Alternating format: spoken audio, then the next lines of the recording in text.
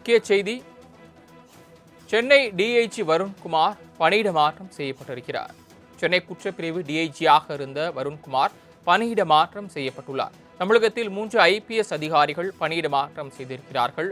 தமிழகத்தில் 3 IAS அதிகாரிகளை பணியிட மாற்றம் செய்து தமிழக அரசு உத்தரவிட்டிருக்கிறது. சென்னை குற்றப்பிரிவு டிஐஜியாக விக்ரமன் IPS நியமனம் செய்யப்பட்டிருக்கிறார்.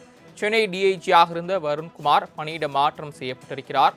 அதேபோல காத்திருப்பு பட்டியலில் இருந்த ரகுபதி SP பள்ளிக்கரணை தாம்பரம் துணை ஆணையராக நியமனம் செய்து தமிழக அரசு உத்தரவிட்டிருக்கிறது. கூடுதல் விவரங்களை செய்தியாளர் ராகவேந்தர் வழங்க கேட்கலாம்.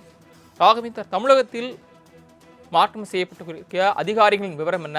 எந்த துறையிலிருந்து எந்த துறைக்கு மாற்றம் செய்யப்பட்டிருக்கிறார்கள்? வணக்கம். தாவேக ஆட்சி பொறுப்பேற்றுடன் IPS அதிகாரிகள் மற்றும் IAS அதிகாரிகள் இடமாற்றம் பல்வேறு துறைகளில் இடமாற்றம் செய்யப்பட்டிருக்கின்றன. அதன் அடிப்படையில் தற்போது 3 IPS அதிகாரிகள் இடமாற்றம் செய்து தமிழக அரசானது உத்தரவிட்டிருக்கிறது. வருண்குமார் DIG அவர்கள் தற்போது CBCID பணியாற்றி வருகிறார். அவர் தற்போது ஈரோட்டில் தற்போது ஸ்பெஷல் டாஸ்க் போர்ஸில் தற்போது இடமாற்றம் செய்யப்பட்டிருக்கிறார். இதே போன்று விக்ரமன் IPS அவர்கள் அவர் இருந்த இடத்திற்கு, வருண்குமார் இருந்த இடத்திற்கு CBCIDக்கு இடமாற்றம் செய்திருக்கிறார். இதே போன்று ரகுபதி அவர்கள் சூப்பரண்ட் ஆஃப் போலீஸ், அதாவது SPயாக இருந்த அவர் வெயிட்டிங் லிஸ்ட் என்பார்கள், அதாவது காத்திருப்பு பட்டியலில் இருந்தவர் தற்போது law and order Pallikaranai Tambaram காவல் ஆணையரத்துக்கு மாற்றம் செய்யப்பட்டிருக்கிறார். இது போன்ற மொத்தம் 3 IPS அதிகாரிகள் இடமாற்றம் செய்யப்பட்டிருக்கிறார்.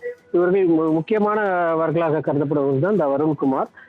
இவர் பல்வேறு மாவட்டங்களில் SP மற்றும் DIG-ஆக இருந்திருக்கிறார். கடைசியாக திருச்சியில் DIG-ஆக இருந்தவர் தற்போது தாவேகா ஆட்சி பொறுப்பேற்ற தாவேகா குறித்து பல்வேறு கருத்துக்களையும் தெரிவித்திருந்தார். எதிர்கருத்துக்களை தெரிவித்ததை அடுத்து அவர் CBCIDக்கு இடம் மாற்றம் செய்யப்பட்டிருந்தார். தற்போது தாவேகா ஆட்சி பொறுப்பேற்ற தற்போது ஸ்பெஷல் டாஸ்க் போர்ஸில் அவர் இடமாற்றம் செய்து தமிழக அரசு உத்தரவிட்டது பெரும் ஒரு குறிப்பிடத்தக்க விஷயமாக பார்க்கப்படுகிறது.